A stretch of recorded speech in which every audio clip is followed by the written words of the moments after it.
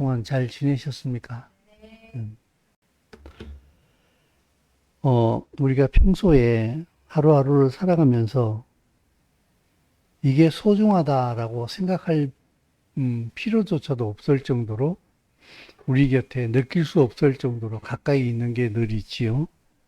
공기하고 물이나 우리 부모나 형제나 늘 너무나 가까이 있고 당연히 있다 보니까 이것의 소중함을 잘 모르는 것 같아요. 그러나 만약에 공기가 사라진다면, 물이 없어진다면, 갑자기 부모가 사라진다면, 내 형제가 없어진다고 하게 되면 정말 끔찍하지 않습니까? 그저께 애완견이라고 하기에는 너무 큰 개를 한 마리 만났는데 개가 너무 순진해요, 또 근데 정말 힘은 엄청나게 세요. 거의 황소만한 개인데, 근데 이렇게 이제 데리고 들어올 수 없으니까 이 사람이 오면서 이제 그 집 앞에다 이렇게 무슨 차에 이렇게 묶어둔 거야. 적재함 뒤에 고리 같은 데다가. 근데 햇빛이 너무 쨍쨍 째리니까 걔가 그냥 헐떡헐떡거리면서 어쩔 줄 모르는 거야. 그래서 제가 이렇게 물을 한 사발 들고 가가지고 걔한테 물을 줬어요. 나 근데 걔가 혓바닥으로 핥아먹는데 그렇게 물을 빨리 먹는 줄 몰랐어요. 야, 그거 뭐 핥아먹는데 그냥 뭐 물이 쑥쑥 없어지더라고. 야, 참 잘 먹는구나. 그런데 정말 여러분 물 없다가 한번 생각을 해보십시오.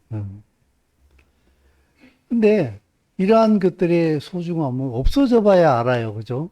근데 또 평상시에 늘 있기 때문에 소중함을 모르는 또 하나가 있어요. 그게 저는 나라라는 생각이 들어요. 나라가 온전하게 평화롭게 지켜진다는 그것이 우리의 일상을 가능하게 만드는 것이거든요. 지금 이스라엘이나 혹은 우크라이나, 러시아가 전쟁을 하고 있는데 얼마나 그 사람들이 힘듭니까? 그죠? 버스가 다니고 버스를 타고 출근하고 놀러 가고 낮잠 자고 밥 먹으러 가고 그 별것 아닌 이 일상에 그냥 당연히 마땅히 할 수 있다라고 생각하는 이것이 나라가 없으면은 나라가 흔들리기 시작하면은 이런 게 불가능해진단 말이죠. 하나님께서 천지를 창조하셔가지고 역사가 시작된 이후에 맨 첫 번째로 나라를 잃어버린 나라가 있어요. 그 나라가 어느 나라인지 혹시 여러분 아십니까? 첫 번째로 나라가 없어진 나라. 네? 맞아요. 하나님 나라가요, 맨 처음에 없어졌어요. 첫 번째로 없어진 나라가 하나님 나라예요. 나라 뺏긴 경험을 가장 처음 해보신 분이 하나님이에요. 하나님은 자기 에덴이란 나라를 뺏겼어요, 사단한테. 그리고 사람도 뺏겼어요, 하나님께서는. 사단의 권세로 넘어가 버렸잖아요.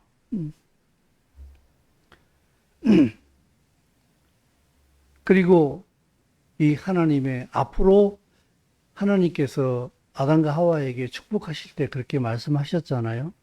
생육하고 번성하여 땅을 정복하라.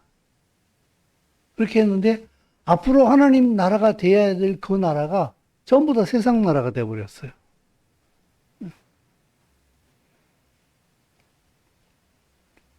그런 의미에서 보게 되면은 아담과 하와가 타락한 이후에 그들을 유혹해서 하나님을 떠나게 만들고 아담과 하와에게 주신 하나님의 나라를 통으로 삼킨 이 뱀의 형상으로 나타난 사탄. 이 사탄과의 전쟁이 하나님 나라 회복 전쟁이에요. 그래서 이 전쟁 뒤에는 인간의 역사의 뒤안 길에는 항상 사탄이 있어요. 그리고 항상 성령님 또한 그 뒤에 계세요. 역사를 주관하고 이끌고 가고 계시죠. 그죠? 사단은 지속적으로 사람들을 유혹해가지고 자기의 그 권력 하에 두려고 합니다. 그래서 사단의 통치를 받도록 만듭니다. 하나님께서는 또한 진리를 통하여서 계속해서 그 사람이 진리 안에 머무를 수 있도록, 그래서 하나님의 나라를 회복하는 일꾼이 될 수 있도록, 예수와 그리스도가 이 땅에 왕으로 오실 수 있도록 그 교두보를 마련하고 이 땅에 에이전트를 마련하는 그 일들을 계속하고 있다는 얘기죠. 창세기 3장 15절 말씀을 보게 되면은, 자, 같이 한번 읽어볼까요? 자, 시작. 내가 너로 여자와 원수가 되게 하고 내 후손도 여자의 후손과 원수가 되게 하리. 여자의 후손은 내 머리를 상하게 할 것이요 너는 그의 발꿈치를 상하게 할 것입니다. 아멘. 여기에 보게 되면은 여자의 후손이 내 머리를 상하게 한다. 그런데 이 여자의 후손이 바로 예수와 그리스도 아니겠습니까? 이 예수와 그리스도께서 사단의 머리를 상하게 만든다. 너는 그의 발꿈치를 상하게 할 것이다. 예수와 그리스도에게 약간의 데미지는 주는데 전혀 예수와 그리스도가 그분이 하실 일을 전혀 완전하게 방해해낼 수는 없다는 얘기요. 그래서 여기서 네 후손이라 이렇게 얘기를 했는데, 내 후손도 여자의 후손과 원수가 되겠다. 내 후손이 누군가 하게 되면 바로 사단의 영역 하에 붙들려 있는 나라와 권세와 모든 사람과 단체와 그런 것들이 될 거예요. 그죠? 그래서 우리는 평상시에는 그걸 못 느낄 수 있겠습니다만은 사실은 사단의 권세 아래에 있느냐 하나님의 권세 아래에 있느냐, 여기 중간지대는 없어요.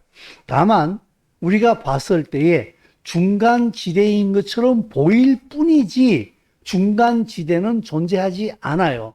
하나님의 백성이냐 사단의 백성이냐, 이 딱 둘밖에 없어요. 여기에는. 그래서 하나님께서 이 세상을 역사를 이끌어 가시면서 사단과 끊임없이 대적합니다마는 이 사단도 사실은 하나님의 대적이 될 수는 없어요. 하나님의 손 아래에 있어요. 그래서 하나님께서 당신의 그 섭리대로 이끌어 가고 계시는 중이에요. 그래서 나라와 나라의 전쟁이기 때문에 예수와 그리스도는 반드시 왕으로 오실 수밖에 없는 거예요. 나라이기 때문에. 나라의 전쟁이에요. 그래서 구약 성경에서 하나님을 말할 때에 보게 되면은 우리가 늘 알고 있는 대로 이스라엘의 하나님, 이스라엘의 거룩하신 자 여호와 하나님, 만군의 여호와 하나님으로 소개를 하고 있잖아요. 이스라엘은 하나님의 나라의 모체예요. 뿌리예요. 시작이에요, 이게. 이게 없으면은 하나님의 나라가 될 수가 없어요. 그래서 하나님께서 이스라엘을 택하셨고, 그 이스라엘을 택하신 이유는 하나님의 나라를 이 땅에 세우시겠다라고 하는 의지의 표명이에요. 하나님의 나라가 이 땅에 세워진다는 거예요. 에덴도 여러분 이 땅에 있었다는 사실을 여러분 믿으십니까? 에덴도 이 땅에 있었어요. 그게 바로 가나안 땅이에요. 지금 이스라엘이 있는 자리예요. 그래서 하나님의 나라는 반드시 이스라엘을 중심으로 회복되어질 것이요. 그래서 예수와 그리스도께서 다시 이 땅에 오실 때에 그 예루살렘 동편산으로 오시는 거예요. 그래서 하나님께서 이스라엘을 선택하시면서 그 이스라엘에 대하여서 여러 가지 말씀을 하시는데 그 이스라엘을 첫 번째 열매로 늘 말씀하시거든요. 근데 이스라엘이 첫 번째 열매가 된다는 얘기는 무슨 말인가 하게 되면은 두 번째 열매도 있다는 뜻이에요. 그죠? 처음 익은 곡식가루가 거룩한 그것은 하나님께서 이스라엘을 구별하시는 거예요. 그 첫 번째 익은 곡식가루로 떡을 만들었으면은 곡식이 거룩하면은 그 곡식으로 만든 떡도 거룩한 거예요. 그죠? 이게 사도 바울의 논리예요. 뿌리가 거룩하면은 가지도 거룩하다. 근데 이 거룩하게 구별하신 이유는 무엇인가 하게 되면은 이 거룩한 하나님의 나라에 다 접붙이겠다는 하나님의 의도가, 이스라엘을 구별하신 이유는 이스라엘만 보듬고 안겠다는 뜻이 아니라 이스라엘을 거룩하게 만들어서 이방의 모든 백성들도 여기에 접붙여서 거룩하게 만들겠다는 뜻이거든요.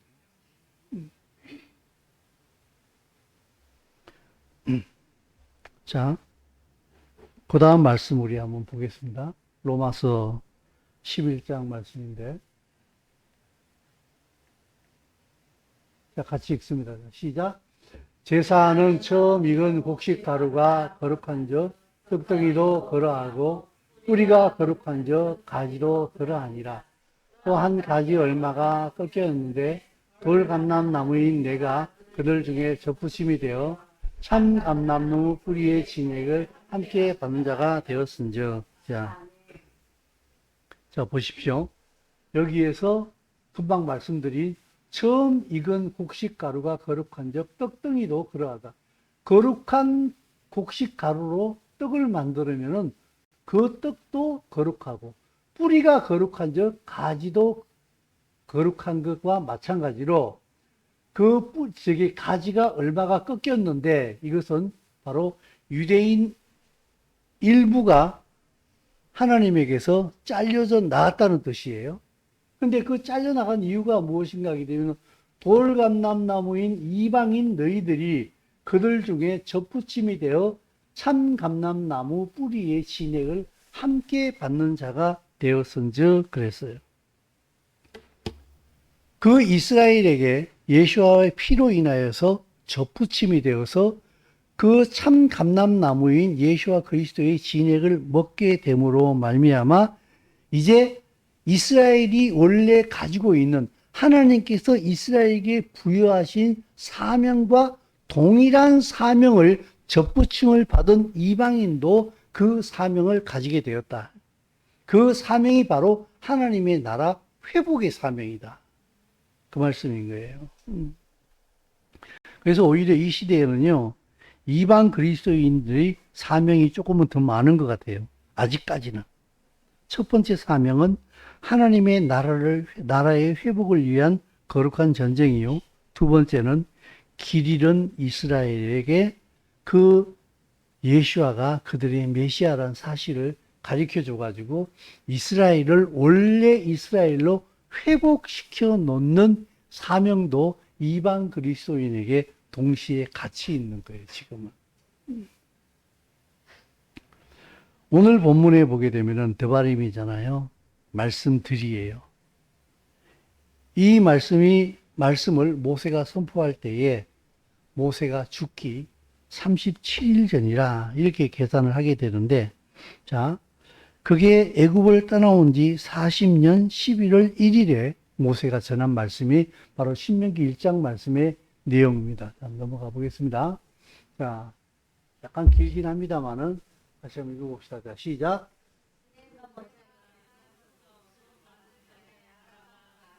곧 바란과 도벨과 라반과 하세롯과 디삽 사이에서 이스라엘 무리에게 선포한 말씀이니라. 호렙산에서 세일산을 지나 40째 해 11째 달 그달 첫째 날에 모세가 이스라엘 자손에게 여호와께서 그들을 위하여 자기에게 주신 명령을 다 알렸으니 그때는 모세가 헤스본에 거주하는 아모리 왕 시온을 쳐 죽이고 에드레이에서 아스타롯에 거주하는 바산 왕 옥을 쳐 죽인 후라. 모세가 요단 저쪽 모압 땅에서 이 율법을 설명하기 시작하였더라. 일러스되 우리 하나님 여호와께서 호렙산에서 우리에게 말씀하여 이르시기를 너희가 이 산에 거주한 지 오래니 방향을 돌려 행진하여 아모리 족속의 산지로 가고 그 근방 곳곳으로 가고 아라바와 산지와 미지와 네겝과 해변과 가나안 족속의 땅과 레바논과 큰 강 유브라데까지 가라. 내가 너희의 조상 아브라함과 이삭과 야곱에게 맹세하여 그들과 그들의 후손에게 주리라 한 땅이 너희 앞에 있으니 들어가서 그 땅을 차지할지니라. 아멘. 모세가 이스라엘에게 이 말씀을 전하는 요 시대적 배경을 보게 되면은 이스라엘이 애굽을 떠나 나온 지 3개월 되던 차에 얘기를 하는 거예요. 아니, 요 말을 잘 알아들어야 되는데, 이제, 6절에서 보게 되면은, 우리 하나님 여호와께서 호렙산에서 우리에게 말씀하여 이르시기를 너희가 이 산에 거주한 지 오래되었으니까 방향을 돌려 이제 가나안 땅으로 들어가라. 요 말씀을 하던 때가 이스라엘 백성이 애굽에서 떠나 나온 지 석 달 만에 일어난 일이라는 거예요. 오케이? 그리고 그때를 회상하면서 지금 말을 하고 있는 게 40년 11월 1일이라는 거예요. 40년 11월 1일에 애굽에서 떠나 나온 지 석 달 됐을 때의 일을 지금 회상하면서 얘기한다 이 말이에요. 그때 너희들이 애굽에서 떠나 나온 지 3개월 됐을 때에 출애굽기 19장 얘기예요. 그 얘기야. 3개월 됐을 때에 너희가 이 호렙산에 너무 오래 있었다. 그러니까 하나님께서 이제 일어나서 저 가나안 땅으로 들어가라. 이렇게 말씀하신 거예요. 6절 말씀에 너희가 이 산에 거주한 지 오래됐다. 충분하게 있었다. 이제 그만 일어나라. 그래서 방향을 돌려서 7절 말씀에 방향을 돌려 행진하여 아모리 족속의 산지로 가고 그 근방 곳곳으로 가고 아라바와 산지와 평지와 네겝과 해변과 가나안 족속의 땅과 레바논 큰 강 유프라테스 강까지 올라가라고 얘기를 하는 거예요. 그러니까 지금 다시 살짝 갔다가 앞으로 전진했다가 보십시오. 이게 이스라엘이 하나님으로부터 받은 애초로 언약받은 땅의 크기예요. 잘 보세요. 지금 근데 이스라엘이 차지하고 있는 땅은요. 요 부엘세바라고 써있는 데 있죠. 그죠? 여기서부터 에시온 게벨에서 다말, 여기 사해, 갈릴리 바다 가운데를 가로질러 가지고 다마스쿠스 밑으로 해가지고 요 정도. 요것만 가지고 있어요. 근데 지금 천자 전쟁하고 있잖아요. 가자 지구 떨어져 나가고, 웨스트뱅크, 서안 지구 떨어져 나가고, 실제로 이스라엘이 차지하고 있는 땅은 얼마 안 돼요. 근데 하나님께서 아브라함에게 애초에 약속하신 그 땅의 크기는 이거예요. 근데 다른 분은 보게 되면은 그걸 해석하기를 이까지다. 여기가 유프라테스예요. 유프라테스 보이죠? 유프라테시스라고 써있는데 유프라테스, 메소포타미아. 여기가 튀르키예에 있는 데예요. 지금 말하자면 터키 있는 데까지 하나님께서 주신 땅이요. 이쪽은 이라크 지역이에요. 그래서 사이프러스, 이거는 성경에 사도 바울이 그 전도 여행할 때 보게 되면은 구브로 섬이라고 혹시 사도행전 읽을 때 여러분 보신 적 있나요? 그 사이프러스 섬이에요. 소아시아 지방까지 이 섬까지 포함해가지고 지중해 포함해서 이게 이스라엘 땅이에요. 아브라함에게 허락하신.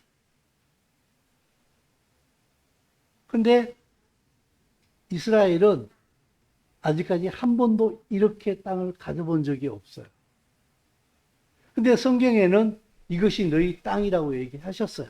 큰 강 유브라데까지. 그래서 여러분 혹시 이스라엘 국기 기억하십니까? 가운데 다윗의 별이 있고 아래 위로 파란색 선이 두 선이 있는 거 혹시 기억하세요? 기억하십니까? 위에 파란 선이 무엇을 뜻하는지 혹시 아시는지요? 유프라테스 강을 의미하는 거예요. 그럼 밑에 파란 선은 뭐예요? 여기 있는 애굽 강을 얘기하는 거예요. 그게 우리의 경계다, 남북에. 그걸 상징하고 있는 거예요. 자, 다시 앞으로 돌아가 볼게요. 다시 앞으로 한번 돌아가 볼게요. 그래서 여기서 모세가 이스라엘 백성들에게 너희가 이 호렙산에 거주한 지 너무 오래됐다. 그러니까 이제 방향을 돌려 행진하여 그 가나안 땅으로 들어가라. 유프라테스 강까지 올라가라. 그리고 그 땅을 차지해라. 라고 모세가 이스라엘 백성을 독려하고 있는데, 이것이 창세기 1장에서부터 3장에 나오는 그 하나님께서 창조하시고, 그리고 아담과 하와가 타락했잖아요. 그 타락한 이후에 하나님께서 방향을 가리키는 것과 동일한 거예요. 나는 내가 잃어버린 이 나라를 반드시 회복할 거야. 그 나라를 회복하기 위해서 예수와 그리스도께서 십자가에 죽으신 거예요. 그래서 자기 백성을 율법의 죄에서부터 건져내신 거예요. 그리고 율법의 담을 허물어 가지고 이방인과 유대인이 하나가 되도록 만들어 놓은 거예요. 예수와 그리스도를 통하여서 한 나무에 접붙여지게 만들어 놓은 거예요. 그래서 이들을 통하여서 하나님께서 하나님의 나라를 회복시키려고 하는 거예요. 그죠? 나라를 잃어본 첫 번째 경험자가 바로 하나님이라고 제가 말씀을 드렸어요. 그러면은 이 세상의 주인이 하나님이시면은 하나님의 나라의 이 나라 회복이 아마 첫 번째 하나님의 소원이 될 거예요. 그죠? 그런 의미에서 본다고 하게 되면요. 나는 예수를 믿는 사람인데 하나님을 난 알아. 이렇게 얘기하면서도 하나님의 나라의 회복을 위한 그 비전을 공유하고 있지 못하다고 하게 되면은 그 그리스도인은 굉장히 하나님께서 보시기에 함량 미달인 사람인 거예요. 요새는 군대에 가는 사람들이 이제 요새 간부들 모집하기가 되게 어렵다 그러죠. 병사들 월급이 지금 너무나 많이 올라가면서 간부들이 아무런 자부심을 못 느낀다. 근데 여전히 공무원이나 혹은 이 군인 직업은 보게 되면 굉장히 안정적인 직업이라고 생각을 해요. 그죠? 그래서 그 직업이 안정적인 것은 참 좋은데, 군인이라고 하는 직업이 사실은 전쟁 나면은 안정이라고 하기에는 안정하고는 상관이 없는 사람들이잖아. 그죠? 근데 안정을 누리기 위해서 군인이라는 직업을 선택한다? 이거 원래 이 군인이 뭘 하는 것인지에 대한 본질적인 개념을 잃어버리는 것이 아니겠는가. 그죠? 안정하기 위해서 내 삶의 안전을 위해서 군인을 선택한다. 월급 딱딱 나오니까 나라에서 주는 거니까. 요걸 위해서 군인을 선택한다고 하게 되면은 이 군인의 본질을 잃어버리는 것이 아니겠는가. 그거와 마찬가지로 우리가 예수를 믿는데 하나님의 나라의 회복에 대한 비전이 없는 그리스도인이라고 한다면은 하나님께서 보시기에는 이거는 너 내 백성 맞아? 이런 퀘션 마크가 들 수밖에 없다는 거예요. 나는 아담과 하와가 잃어버린 그 나라를 회복하기 위하여서 내 아들까지 이 땅에 보냈는데, 그래서 이 나라를 다시 에덴으로 회복시키려고 하는 하나님의 통치가 이 땅에 완성되어지는 것이 내 목적인데, 너는 내가 가진 목적하고는 완전히 다르구나. 나는 구원받았고, 그리고 예수와 그리스도의 은혜로 말미암아 나는 무병장수하고 편안히 사는 게 목적이 되어버린다고 하게 되면은 성경이 말하고 있는 하나님의 비전하고는 전혀 다른 얘기가 되거든요. 우리는 일본에게 나라를 빼앗기고 36년 동안 나라가 없는 서러움을 겪은 민족 아닙니까? 그래서 지금도 일본하고는 무슨 가위바위보도 지면 안 된다 할 만큼 이빨을 갈고 있는, 나라가 해방되어진 지가 이미 70년이 넘었는데, 그죠? 아직까지도 일본 하게 되면은 막 이빨을 부득부득 갈고, 그렇게 하고 있잖아요. 그죠? 그럼 하나님은 어떠실 것 같습니까? 하나님도 나라를 잃어버린 분이신데, 이 대한민국을 찾기 위해서 수많은 독립운동이 일어나지 않았습니까? 그리고 얼마나 많은 우리 조상들이 그 일제의 탄압에 의하여서 죽었습니까? 그럼에도 불구하고 독립투쟁을 끊이지 않았잖아요. 근데 우리 독립운동으로 말미암아 이 나라가 해방된 건 아니에요. 2차 세계대전에서 일본이 패망함으로 인하여서 해방이 돼버렸잖아요. 그죠? 어쨌든 하나님께서 나라를 잃어버리신 분이시기 때문에 그 하나님의 비전은 오직 하나님의 나라의 회복이 될 거예요. 그러면은 그 하나님을 믿는 하나님의 백성이라고 한다면은 그들 백성도 역시 나라 회복이 동일한 비전이 돼야 한다는 거예요.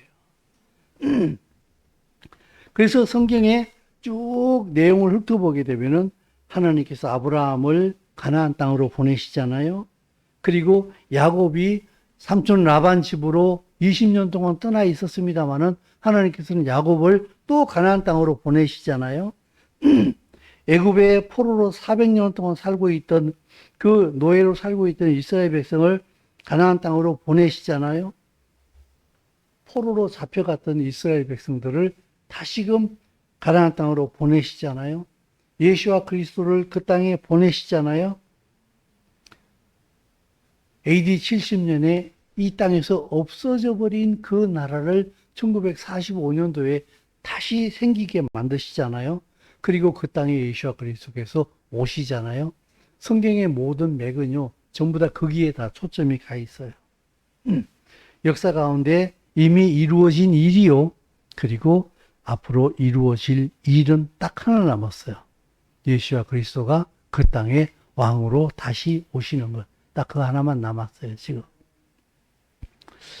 그런 의미에서 우리가 이 시대를 살아가고 있는데, 바울의 권면을 한번 들어봅시다.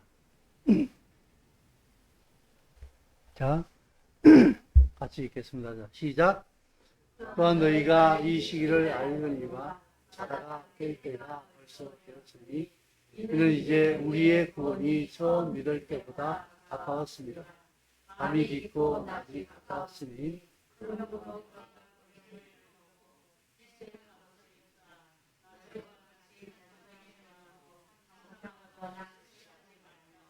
음란하거나 회색하지 말며 다투거나 시기하지 말고 오직 주 예수 그리스도로 옷 입고 정욕을 위하여 육신의 일을 도모하지 말라. 아멘. 우리가 이 얘기는 너무 많이 들었잖아요. 그죠? 이제 자다가 깰 때가 되었다. 근데 잔다는 얘기는 영적 무감각 상태를 얘기하는 거예요. 세상에 수많은 사건, 사고가 일어나고 있습니다만은 그 사건, 사고 뒤에는 항상 뭐가 있다고 제가 말씀을 드렸어요. 그 뒤에는 하나님의 나라 회복을 위한 성령과 사단의 전쟁이 그 뒤에 숨어 있다고 말씀을 드렸어요. 그래서 잔다는 얘기는 무슨 말인가 하게 되면은 사건, 사고는 보되 그 사건, 사고의 의미를, 전쟁이 일어났다는 사실은 알되 그 전쟁이 무엇을 의미하고 있는지, 왜 그 전쟁이 일어났는지, 그 전쟁이 어떻게 진행되고 그 전쟁이 어떤 결과를 낳을 것인지에 대한 것에 대해서는 아무것도 아는 게 없다. 그냥 물리적인 현상으로 볼 뿐이다. 전쟁이 났구나. 전쟁 끝났구나. 이게 자는 사람들이에요. 보지 못하는 거예요. 근데 하나님의 백성들은 분명히 봐야 돼요. 볼 수 있고. 그런데 이제 그렇게 영적인 무감각 상태에서부터 깨어날 때가 됐다라고 사도 바울은 강력하게 얘기를 하거든요. 그러면서 12절에 보게 되면은 밤이 깊고 낮이 가까웠으니 그러므로 우리가 어둠의 일을 벗고 빛의 갑옷을 입자. 낮에와 같이 단정히 행하다. 단정히 행하라. 원어의 의미를 봤더니 정직하게 행하라. 그러면 이 정직의 기본이 되는 게 여러분 무엇이겠습니까? 진리입니다. 하나님의 말씀이 정직의 기본이에요.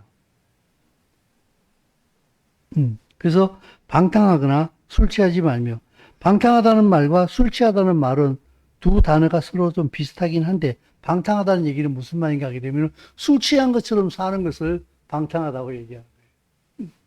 여러분, 술이 취하면 어떻게 됩니까? 해롱해롱하지요, 그죠? 판단력이, 분별력이 없어지지 않습니까, 그죠? 그게 자는 상태예요. 분별력이 없어요. 술 취하지 말라. 이 말은 꼭 술을 먹느냐 안 먹느냐의 그런 문제라기보다는 그 술 취함과 같은 그 분별하지 못하는 그 상태가 문제가 될 수 있다는 거예요. 엄란하거나 호색하지 말며 이게 지금 이 시대에 굉장히 큰 화두잖아요, 그죠? 성적 타락의 문제를 얘기하고 있는데 여기서 제가 그런 얘기를 하게 되면은 지나치게 보수적이다 이렇게 얘기할 수도 있겠습니다만은 정말 이 시대가 성적으로 너무 타락했어요. 그리고 그 성적 이렇게 허용하는 그 기준이 너무 낮아져 가지고 말을 못할 지경이에요. 이렇게 해야 된다. 남녀 관계는 이렇게 해야 되지 않겠니? 저렇게 해야 되지 않겠냐는 권면 자체를 못할 만큼 이렇게 낮아져 있어요.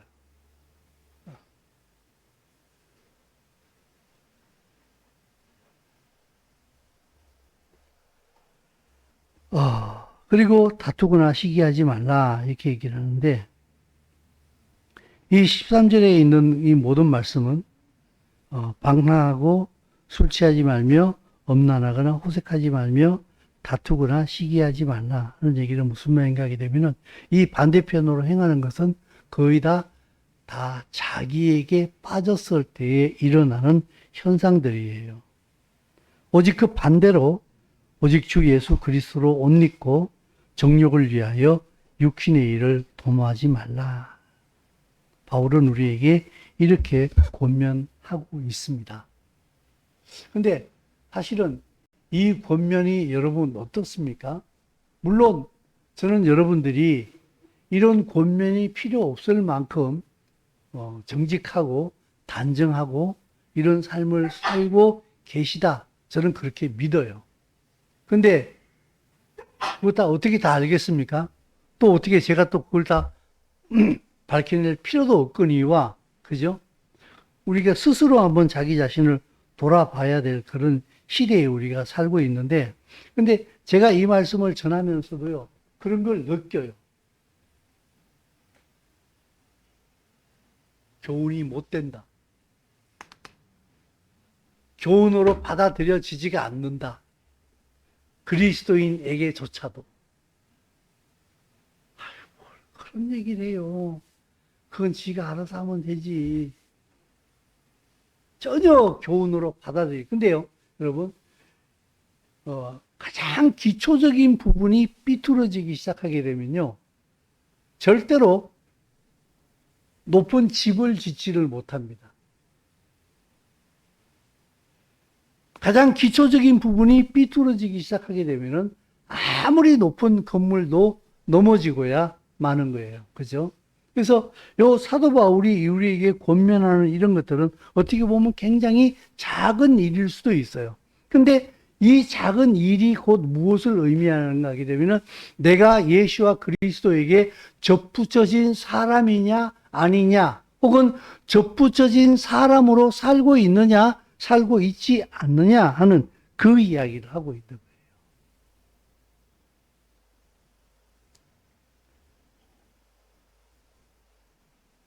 다음 말씀으로 한번 넘어가 볼게요. 모세는 신명기 1장 3절에서 같이 한번 읽어봅니다. 자, 시작.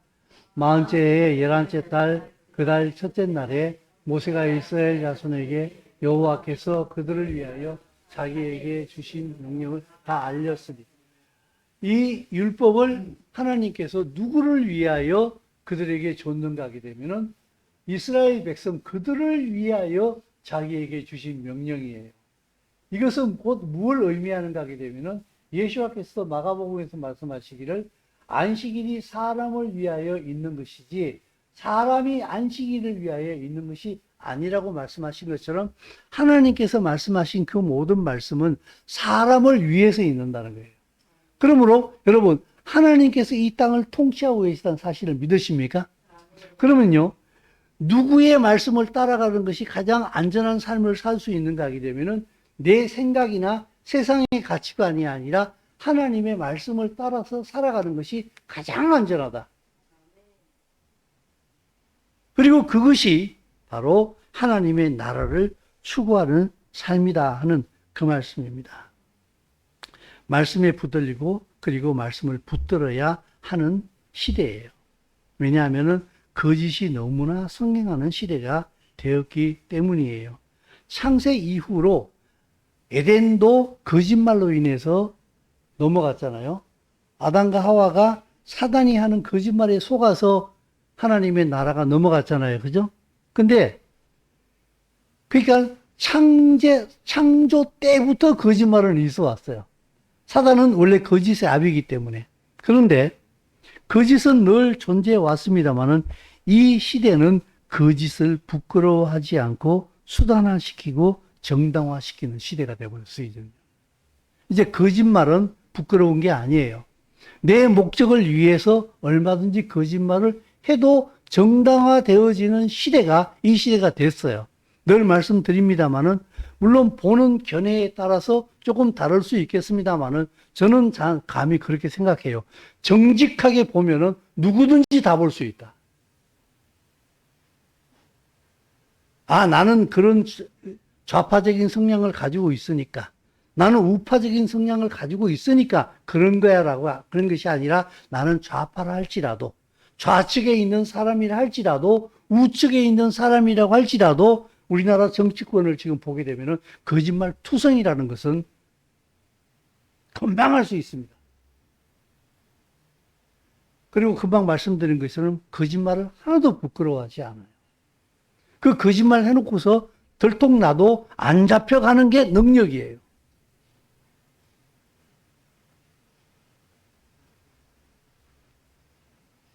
이 시대에 보게 되면요, 진화론이 그 진화론 전에도 거짓말은 엄청나게 많이 있어 왔어요. 근데 이제 지금 우리가 살고 있는 이 시대를 빗대어서 얘기하는 거예요. 진화론, 공산주의, 페미니즘, 젠더 이데올로기, 이른바 성혁명이죠. 그죠? 이러한 것들이 다 거짓말이에요. 거짓말인데 학문이란 이름을 뒤집어 써요. 여러분, 진화론이 뭡니까? 과학이란 이름을 뒤집어 썼잖아요. 학문이라는 모자를 썼잖아요. 정당화시켜요. 근데 우리는 성경을 하나님 말씀을 알고 있잖아요. 어때요? 거짓말이라는 거 알고 있잖아요. 그죠? 근데 학교에서 정설로 학생들에게 가르쳐지고 있잖아요. 그죠? 거짓이 횡행하는 시대라니까. 거짓이 다른 옷을 입고 진짜인 것처럼 행동하는 시대가 이 시대가 됐어요. 그리고 각종 우상 숭배도 보게 되면요, 문화의 옷을 뒤집어 입었어요. 또 우리나라가 다른 나라에도 그런 게 많이 있으리라는 생각이 드는데, 우리나라에 보게 되면은 뭐 저쪽 갈매 쪽으로 가다 보게 되면 무슨 붓당 뭐 이렇게 해가지고 이렇게 문화재 같은 거를 이렇게 갈색 편만을 반판 걸어놓잖아요. 그죠? 무슨 굿은 우상숭배예요, 여러분. 근데 굿을 이제는 문화화 시켜놨어요. 불교에서 템플 스테이 체험시켜가지고 그것도 문화화 시켜놨어요. 그죠? 상품화되어 있거든요. 젠더 이데올로기는 어떻습니까?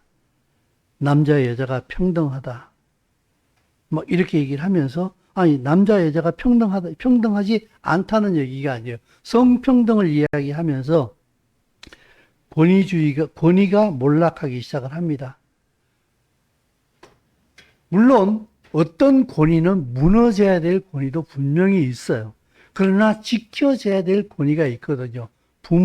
가정에서 부모의 권위나 선생님의 권위나 이런 권위들은 반드시 지켜져야 되거든. 그래야 질서가 유지가 되거든. 나라의 질서가 가정의 질서가 유지되는데 이 모든 권위가 다 무너지고 있어요. 근데요, 사실은요, 사단은 부모의 권위를 무너뜨리고 대통령의 권위를 무너뜨리고 예전에 제가 우리 어머니가 워싱턴 가가지고 갑자기 아프신 바람에 돌아가신다 그러는 바람에 그때 제가 어머니 워싱턴을 간 적이 있거든. 근데 그때 그 워싱턴 가가지고 어떤 그 마트에 들어갔는데 그때가 클린턴 대통령 시절이었는가 그랬던 것 같아요. 엽서를 하나 봤는데 정말 너무 웃겼어요. 클린턴 대통령이 이 종아리를 긋고 이렇게 서가지고 종아리를 만든 그림이야. 대통령의 종아리를 때리는 그 엽서가 이렇게 나와 있더라고요. 그때 그거 보면서 조금 충격 먹었어요. 권위가 무너지는 것은 이미 그 전에부터 시작되어진 것 같아요. 그죠? 근데 이런 권위를 자꾸 무너뜨리는 사단이 이 일을 하는데 이 권위를 무너뜨리는 최종 목적지는 어딘가 하게 되면은 하나님의 권위를 이 땅에서 없애버리는 게 사단의 목적이에요. 그래서 진리를 모르는 사람은 이 사단이 이 일을 왜 하고 있는지에 대해서, 그리고 사단이 이 일을 하고 있다는 것도 몰라요. 그냥 사회적 현상이들만 이렇게 생각을 해요. 그러나 진리를 알고 있는 사람은 이걸 알게 돼요. 그래서 우리가 말씀에 순종한다 하는 이 얘기는 우리가 예수를 믿으면서 말씀에 순종한다는 얘기를 얼마나 많이 하며, 그리고 말씀에 순종하라는 이 말을 얼마나 많이 전합니까? 근데 이 말씀에 순종한다는 그것은요, 하나님 앞에서는 굉장히 큰 일입니다. 말씀을 더 깊이 알아가야 돼요. 더 적극적으로. 성경을 읽는다는 것은 말할 수 없이 중요한 것이긴 합니다만은 그 성경이 이 시대에 지금 무엇을 말하고 있는가에 대하여서 우리는 좀 더 적극적인 자세를 가지고 그 말씀을 알아야 돼요. 그래야만이 이 세상을 살아가면서 속지 않아요. 제가 지금 조금 더 여러분들에게 뭐 젠데 이데올로기부터 시작을 해가지고 성평등이다, 혹은 여러 가지 얘기 쭉 했잖아요. 그죠? 공산주의다, 진화론이다, 이 얘기를 했을 때, 여러분, 그게 여러분들에게 동감이 됩니까? 우리 그리스도인은요, 학자가 될 필요가 없습니다만은, 이 시대를 올바로 읽어내기 위하여서 하나님의 말씀을 통하여서 이 세상을 정확하게 볼 수 있어야 돼요. 그러나 음란에 빠지게 되고 방탕하면서 술 취하면서 자기 삶에 빠져 있게 되면은, 내가 잘 먹고 잘 사는 데에만 빠져 있게 되면은, 하나님의 비전을 가지고 있지 않게 되면은 당신은 당신이 알지도 못하는 사이에 사단 편에 가서 서 있게 될 것이라는 얘기예요. 그래서 이 시대를 살아가는 그리스도인은 좀 더 적극적으로 진리에 대하여서 반응할 필요가 있어요. 이스라엘 백성에게 모세가 하나님의 말씀을 전하잖아요. 이제 너희가 일어나서 방향을 틀어 행진해가지고 어디로 가라? 내가 약속한 그 약속의 땅으로 들어가라, 적극적으로. 그거와 마찬가지로 이 시대도 꼭 마찬가지예요. 하나님의 말씀은 항상 한 가지를 가르쳐요. 하나님의 나라의 회복을 얘기해요. 그 하나님께서 모세를 통해서 이스라엘 백성이 하는 얘기가 뭐예요? 그 땅에 들어가. 그거 뭐예요? 내 나라 회복하자, 이 사람들아. 너희가 내 백성이면은 그 땅으로 들어가라고. 그리고 그 땅을 차지하라고. 그게 내가 너희를 부른 목적이고 그게 너희가 해야 할 일이야. 그러면 오늘 이 시대를 살아가고 있는 우리 그리스도인이 어떻습니까? 사단이 온갖 거짓말로 그리고 온갖 이데올로기로 여러 가지 사상을 오염시키면서 진리를 눈에 보이지도 않도록 하나님이 보이지도 않도록 이 세상을 지금 사단의 모든 권세로 덮고 있는 중이잖아요. 그럼 많은 사람들은 진리가 없기 때문에 속을 수밖에 없어요. 그리스도인조차도 속고 있는데 지금. 그러면은 이들을 위해서 우리는 어떻게 해야 되겠는가? 우리가 바로 그 일을 감당해야 된다. 하나님의 말씀을 더 적극적으로 살아내고 그 하나님의 말씀을 더 적극적으로 전파해야 된다. 그게 바로 오늘 이 말씀, 드바림, 말씀으로 살아낸다. 내가 말씀이 되는 거예요. 내가 말씀을 통해서 나를 통해서 가정과 이웃과 그리고 직장에 하나님의 나라를 나타내야 되는 거예요. 이게 가장 소중한 삶인 줄로 믿습니다. 근데 우리는 어떻습니까?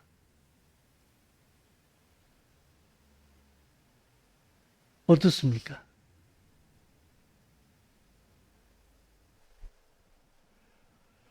오늘 내가 어떤 사람과 만나서 밥 먹고 놀러 가고 영화 보러 가고 혹은 뭐 기타 등등 여러 가지 취미와 오락을 즐긴다.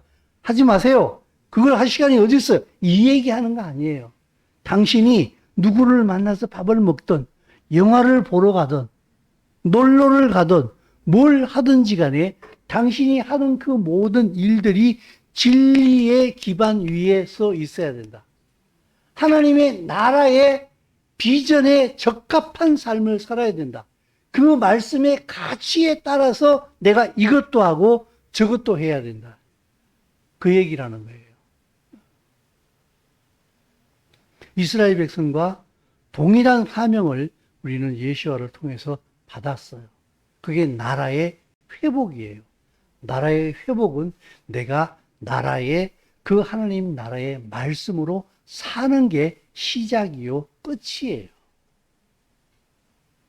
우리에게 은혜를 주셔서 이스라엘 백성들과 함께 하나님의 나라를 향해 전진할 수 있는 지혜로운 주의 백성들이 될 수 있기를 주의 이름으로 축원합니다.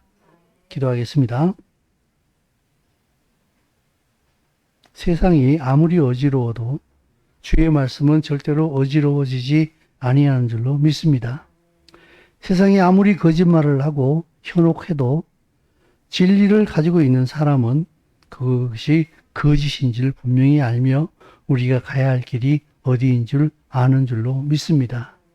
오늘이라 하는 이 하루의 삶을 살아갈 때에 누굴 만나든지 무엇을 하든지 간에 말씀의 가치로 살게 하시고 하나님의 나라의 가치로 살게 하여 주시어서 부름간 주님이 오실 때에 주님의 인정받을 수 있는 주의 백성 다 되게 하여 주시옵소서. 이렇게 살아가는 자들 피곤치 않게 하여 주옵시고 이 세상 속에서 승리를 체험할 수 있도록 은혜를 더하여 주시옵소서. 예수의 이름으로 기도드리옵나이다. 아멘.